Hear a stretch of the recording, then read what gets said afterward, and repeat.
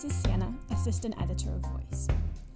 In the following podcast, you'll hear the edited audio of my interview with sound artist Benjamin Gale during our Instaviews series on Instagram. Benjamin Gale talks us through his experience recording at the Yellow Vest protests in France and explains more about what it's like being a sound artist. I hope you enjoy it.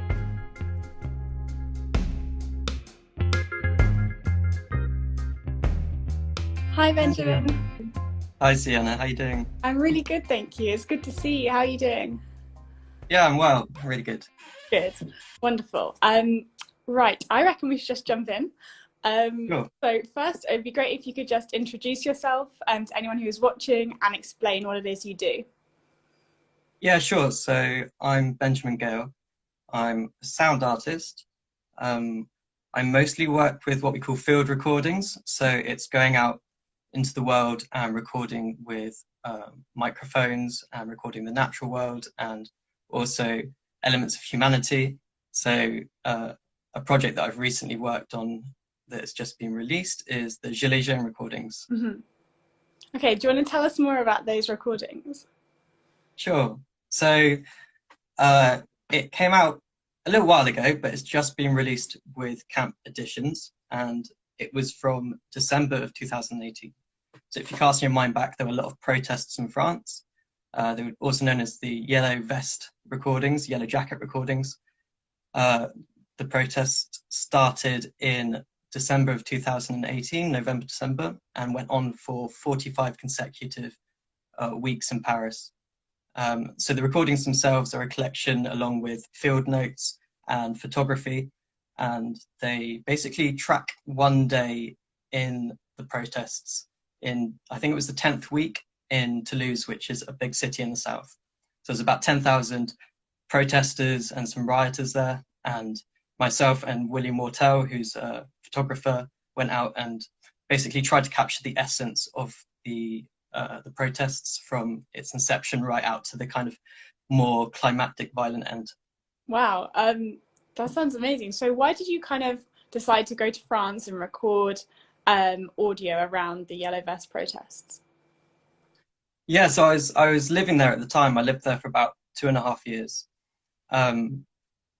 I'd been working on a project over the summer. I really wanted to try and capture my experience in France at that time, and I had a go with another friend of mine, trying to basically find that factor, that X factor that made an interesting project. And we were kind of looking for something, and then towards the winter, when these protests really kicked off, it was clear that that was something that was affecting me on a weekly basis. So every Saturday there'd be these, really violent protests across my city and the rest of France, and I just knew that was the time to get out there and to make some recordings.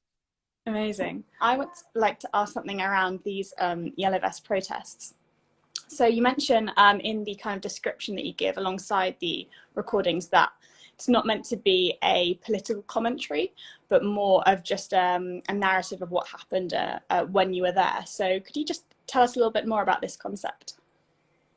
Yeah, I wouldn't go as far maybe as saying it was a concept, but really the whole issue is very politically charged. So, yeah. I mean, it was to do with sort of socio-economic injustice in the country, and what made the protests really interesting is they've really sort of incorporated all of society in one form or another, and it really brought everyone together in their dissatisfaction with how things were going, and particularly outside of Paris, actually.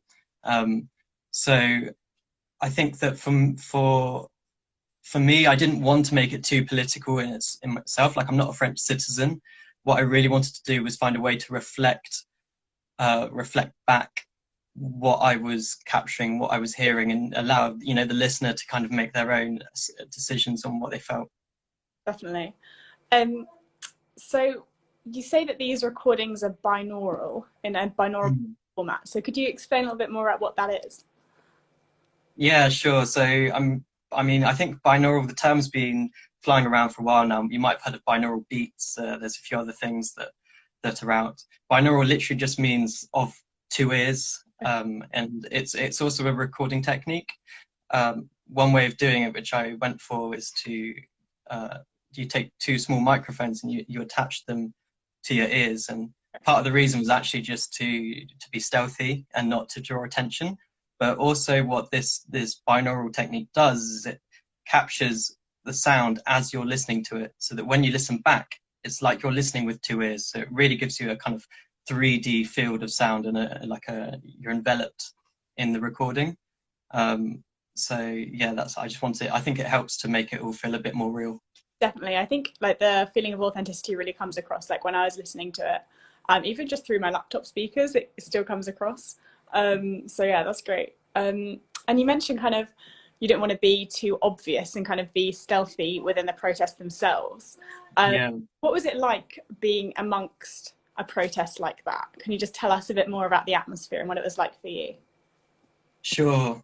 I mean, the Gilets Jaunes protests, they in the end, they were quite controversial, because you had like I say, an encompassment of everyone in some shape or form in the country, but also you had quite a violent center point, where they called them the ultra jeunes, which is basically rioters, for lack of a better word. And so, yeah, there was an element of danger to it. And likewise, the police were actually pretty violent themselves. They were using not just water cannons and tear gas, but they were also using things called flashballs, which blinded several people over the course of these protests. They've actually been, I believe they've been made illegal now for use by the police. So yeah, there was an element of danger to it. Of course, there was all sorts of people there, and I think that as the day went forward, I tried to get towards, I guess you could call it the action, but you know, just to try and find some dynamic recordings and to be a part of this kind of chaos in the center. So I towards the end of the recording, you can hear me kind of, it gets a bit sketchy, and yeah, even when I turned off my recorder, I was chased down the road by the police for a bit, trying to get home. So yeah, it was a lot. Definitely. So once you've been to the protest, you've recorded what you want to capture. What happens next? Do you want to talk us a little bit through the creative processes of editing your sound and things like that? Yeah, sure. So again, when I was actually out recording, I was just trying to listen and hear bits that I don't know, that had a lot of different elements, because there's so much in a protest. There was a lot of explosions and a lot of bangs, and you know, the kind of the violent bits. You can hear glass smashing and fires, but then also there were, you know, things like the protest chants. There were people that were completely peaceful there, and so I really wanted to collect as much as I could. And I don't think I turned the recorder off for the entire day, and so in terms of editing, that's a lot to go through. There's software where you can visualize the sound and you can kind of see where the points were, and I'd be making notes as I was going along the day.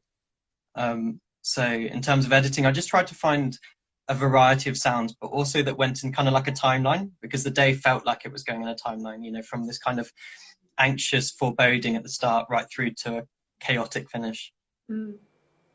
Amazing. So you've written a kind of description to go alongside the tracks. So how does that kind of fit together? So you've kind of recorded, you've edited this long stretch of audio, and then you go through and describe what happened. What's the relationship between writing and recording audio? Kind of interested around that. Yeah, it's an interesting one, because I was never really, I used to say write when I was in school, but that was never on my radar. But I've got a website with a blog, and surprisingly, I've written like quite a lot. I find it quite cathartic at the end of it, like a week of what's usually my work has got nothing to do with writing. I'm only ever writing, you know, emails really short or whatever. So to actually sit down, I find it's a great way to describe, you know, not just my feelings, but also I think it helps with the events, particularly when you've got a lot of sounds that you can't always tell exactly what's going on. You know, you don't really know, and you need a bit of context with it. So I feel that, I mean, for me, listening back to pretty much all my recordings, I can immediately tell you exactly what's going on, because for me, you know, I was there and I can see it with my eyes. But I love to be able to relate that back to people and help to, try and put them in the moment. Definitely.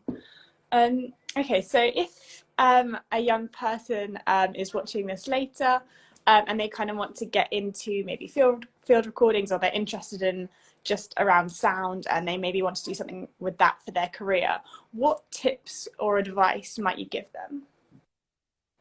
Yeah, I would just say that, sound art is such a wide umbrella, and it really incorporates so much, doesn't it? In terms of from music to sound engineering and sound design, there's so much that has that sound art is a part of. I would just always say to young people to, find your passion and find the bit of that you really like, and, to try and explore it. Like, I remember the first time that I saw a sound art installation. It was at a festival, and it was like a tree, and they'd just hung headphones from the tree, and you could put them on, and you'd hear this sort of crackling, popping noise, and it was all quite evocative, but I didn't know what it was. I asked the sound artist, and he said that was a recording where they put microphones inside the tree, and it was the sound of water traveling up through the synapses of the tree was all the pops. And that really blew my mind. I think that those moments like that help you to work out what excites you and what interests you. And I would just say that there are so many groups out there. It doesn't matter how weird the sound art, how specific that part of the art is.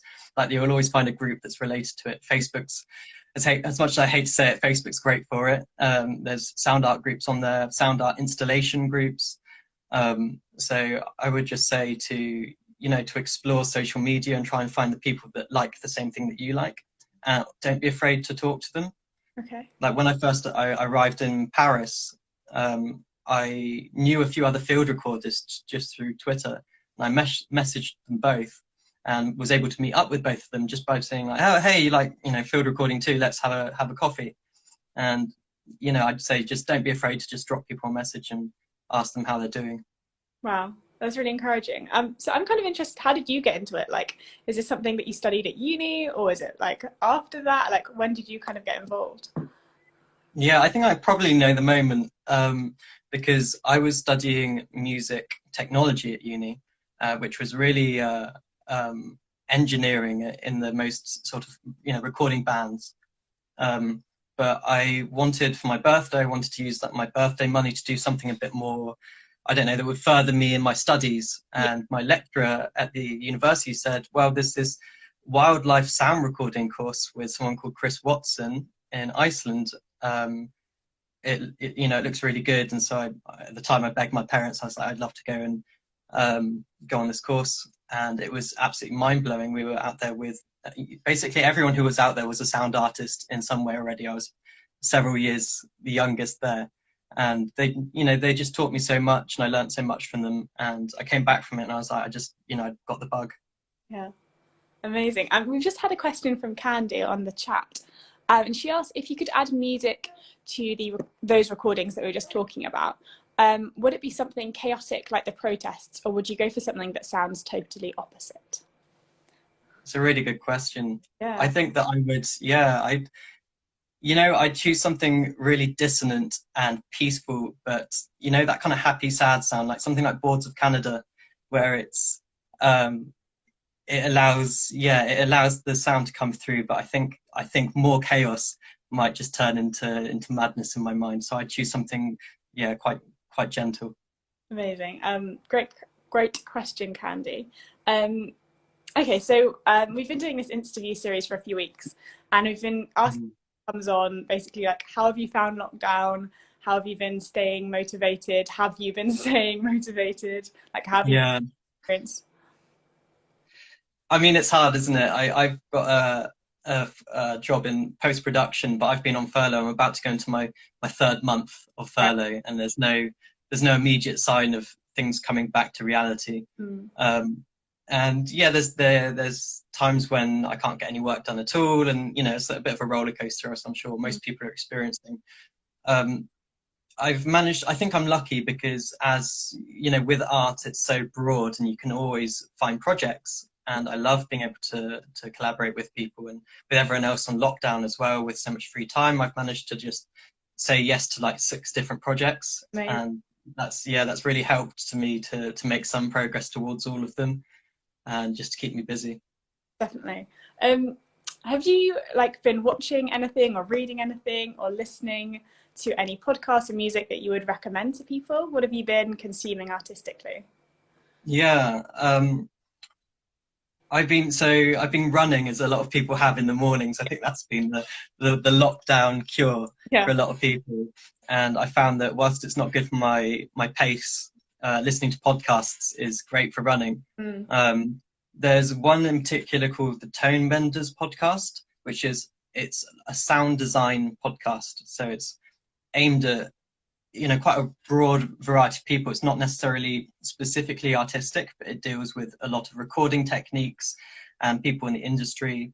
Like last week, I listened to one about the film Roma, which I just watched, and they had one of the sound designers from the team on it, and he was telling us about things like how the director wanted 7 different versions of every sound effect before he would choose one. So if you hear one dog bark, he'd be like, give me 7 dogs. Wow. So that podcast interviews really interesting people, and I love it. I've also been into something called slow radio, which is kind of like more of this kind of recording, like very peaceful, slow recording. A lot of it's nature recording. There's one that I love, which you can just find on any sort of podcasting app, called Écoutez Nature, which is like listen to nature. And it's just this one guy. He lives in France. He goes out with his microphones, and he's got this really soothing voice, and he'll just be like, "These are some birds. Here you go." And so I like to tune into him. He's great. Awesome. So you mentioned you've been kind of bringing on new projects in lockdown. Are these under wraps, or can you talk us about anything you've been working on recently? Yeah, there's one specific one that's more art-based, I think, than the others, which is working with another artist. We went out into the woods in East Sussex. I'm living in London, and just before the lockdown, we got to this area of ancient, untouched woodlands that normally would be crisscrossed by flights and air pollution, so noise pollution rather. So normally it would just be constant noise of aeroplanes passing, and I was able to make sound recordings of the dawn chorus and the dusk chorus of the birds for the first time in I can't think how long that area would have been quiet enough to do so. And the other artist was making some paintings of the woodland, and we just want to kind of make like an emotional exploration of COVID and its ties to nature. And I think what I'm hoping to create is kind of, with the sound recordings, is the dusk chorus sort of emulates this feeling of a foreboding and uncertainty going into it. And then I want to have a piece in the middle, which is more like a musique concrète, something quite savage and distorted. And then finish with the dawn chorus, which is like the rejuvenation of life at the end of it. That sounds amazing. Wow, I'm super excited. Maybe we can chat to you a little bit more about once. Yeah. It's coming out at some point, so I'll let you know when it does. That sounds great. So one of my last questions is, do you have any tips for people who want to get into any art really during lockdown that they might be struggling how to because they're in their homes? Do you have any advice on that front? Yeah, I mean, for me, I'm quite a methodical, I guess like a logical thinker. So I don't know if that would work for everyone, but what works for me is just writing down on a piece of paper at the start of every week all of the things I'd like to achieve and that I'd like to explore, and then I just pin it up above my laptop so I can't miss it. So anytime I sit down and think, what do I want to do, that I can have a list of things that I want to have a go at. So yeah, I think that works for me. The one other thing that's been really useful for motivation in this lockdown has been Zoom seminars. And there's one sound art one that I know that I think if anyone contacted me, I'd be able to link them in with it, it's a Brazilian-based one.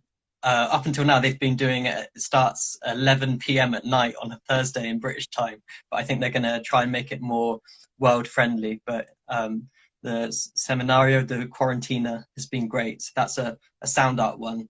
And there's a few other sort of sound industry ones. But just being a part of that seminar and having, people around you is really motivating. It makes you feel like you're a part of the project. Definitely. Amazing. So if people do want to get in touch with you, obviously they can follow your Instagram, which will be linked on here, but how else might they find your work, so the program or other projects as well? Yeah, I'm pretty active on Twitter. Twitter's a good place, and there's a lot of other sound artists who use Twitter as their main kind of, immediate social media. And I've also got a website, Spacewalk Audio, with a blog, and you can contact me there, and there's other bits of work on there too. Wonderful. Well, thank you so much for joining us today. It's been really interesting to talk more about your projects. When I came through on our inbox, I was like, oh, I'd love to have this on. So thank you so much for joining us. It's been really... No, you're welcome, Sin. That's great.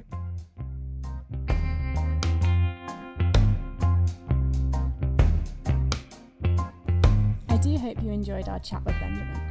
You can find his website at spacewalkaudio.co.uk and Spacewalk Audio on Twitter and Instagram. If you did enjoy today's podcast, please do subscribe and review the show. And if you're looking for something different to listen to, then head over to our sister podcast, Voice Extra. Voice Extra is a weekly podcast which is managed by our voice contributors. They talk about the articles they've written and the art and culture they've been enjoying. They're currently running a series called Inside Voices, which discusses how we're all coping during lockdown. Until next time, stay safe, stay creative, and we'll see you over on Voice.